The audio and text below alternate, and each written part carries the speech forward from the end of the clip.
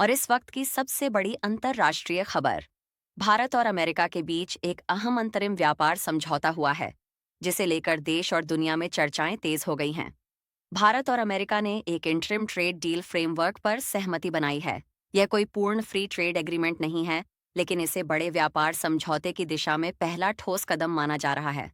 इस डील के तहत अमेरिका ने भारत से जाने वाले कई उत्पादों पर आयात शुल्क यानी टैरिफ में बड़ी कटौती करने का फैसला किया है।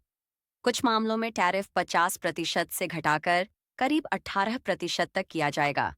इसका सीधा फायदा भारत के textile, James and jewellery, engineering और मैन्युफैक्चरिंग सेक्टर को मिलने की उम्मीद है।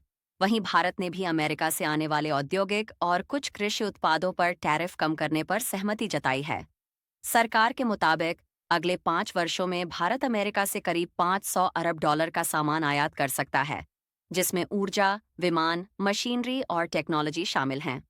हालांकि सरकार ने साफ किया है कि दूध, डेयरी, गेहूं और चावल जैसे संवेदनशील कृषि उत्पादों को इस समझौते से बाहर रखा गया है, ताकि भारतीय किसानों के हित सुरक्षित रहें। इस डील को लेकर विपक्ष और किसान संगठनों ने सवाल खड़े किए हैं। उनका कहना है कि अमेरिकी उत्पादों के आने से भारतीय किसानों और छोटे उद्योगों पर दबाव बढ़ सकता है। वहीं वाणिज्य मंत्री पीयूष गोयल ने इन आरोपों को खारिज करते हुए कहा है कि यह डील पूरी तरह भारत के राष्ट्रीय हित में है और इससे भारतीय निर्यात को वैश्विक बाजार मिलेगा। प्रधानमंत्री नरेंद्र मोदी ने इस समझौते को भारत अमेरिका संबंधों में नए आर्थिक अध्याय की शुरुआत बताया है।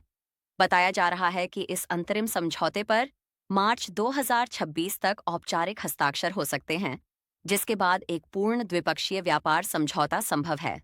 कुल मिलाकर यह डील भारत के लिए मौका भी है और चुनौती भी। इसी के साथ इस खबर पर फिलहाल इतना ही। आप देखते रहिए आवाज़ी भारत।